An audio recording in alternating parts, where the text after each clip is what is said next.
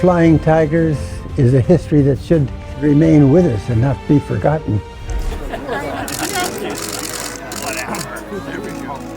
And around 300,000 people died in the process of constructing this part alone.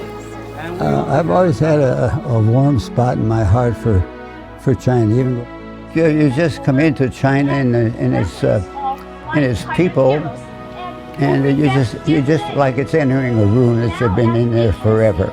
It doesn't flow out; it flows into me.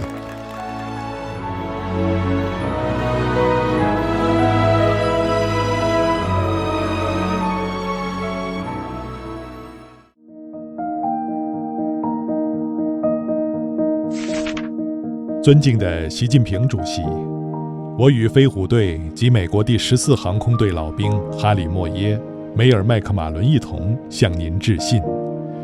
这2位老兵今秋将与我一同前往中国，他们是飞虎队至今仍然健在且能够亲身回到中国的最后2位老兵。2位老人家十分坚定，要代表曾与中国人民并肩战斗的数千名美国飞行员，在迟暮之年再次回到故事的起点，重温那段美中2国团结合作的情谊。My name is Harry Moyer. I was a fighter pilot flying the P-40. We joined the 14th Air Force in February of 1944, and we were stationed in Chengdu, China. Most of my combat was in the Mediterranean theater. At that time, I could have gone home, but I wanted to go to China. We all got a pretty good idea of what the Chinese people were going through at the hands of the Japanese. Very, very terrible. And so I think we felt more and more anger against the Japanese and more sympathy and wanted to help the Chinese. I am Melvin Dane McMullen. I was born in 1925. I was the nose turret gunner on our B-24 bomber. I was 19 years old. I learned right away to admire and respect the Chinese people.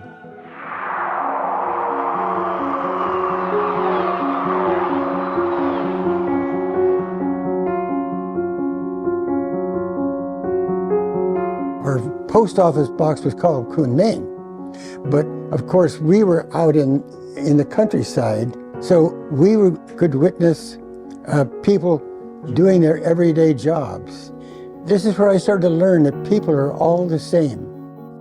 Mothers giving tender, loving care to their babies, kids playing and laughing together, dads going out in the field or into town.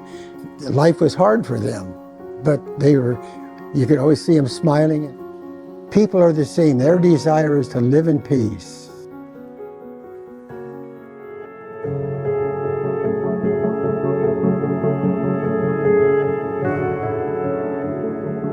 I've heard many stories of where planes would go down, so if they had to bail out, they could be rescued by a brave villager or farmer.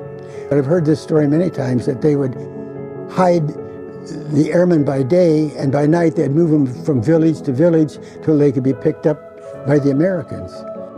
The villagers knew if they were caught aiding the Americans, they would be severely, harshly punished by the Japanese. As I say, we admired them, and so they were very brave people that helped us. What plane is that? That's where you would fly back and forth from, huh? Yeah, well, that was I had always a warm feeling for the Chinese people, and they treated us very well. And they all marched out in a parade, apparently, and just thanked those boys. And so that was a heart-to-heart situation from the Chinese people to the American people. It was given from the hearts.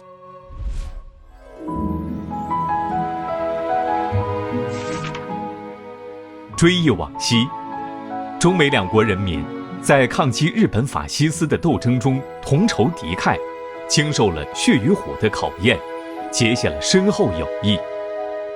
展望未来，中美作为2个大国，对世界的和平、稳定与发展负有更加重要的责任。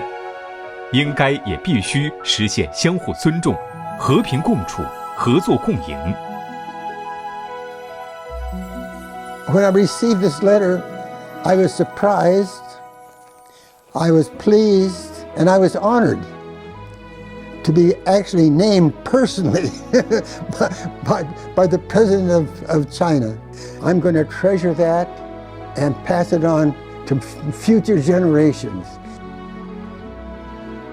It was very heartwarming, especially his interest in what our foundation is doing, the Sino-American Aviation Heritage Foundation is doing to continue the Flying Tiger message and story. The fickle fingers, do I have to do this? That's bigger than you, babe. Okay. And President Xi endorsed that, and that is a big plus. Okay. When we were in trouble, our friendships have continued, and they're still. My hope and everybody's hope is those differences can be overcome. I believe it's going to happen.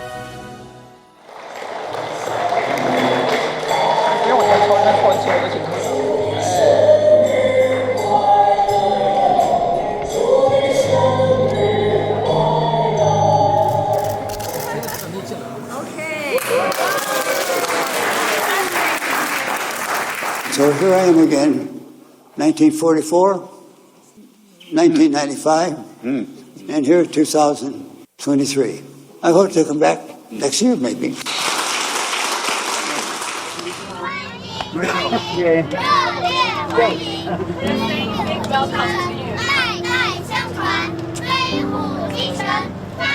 I was one of the last of the Flying Tigers.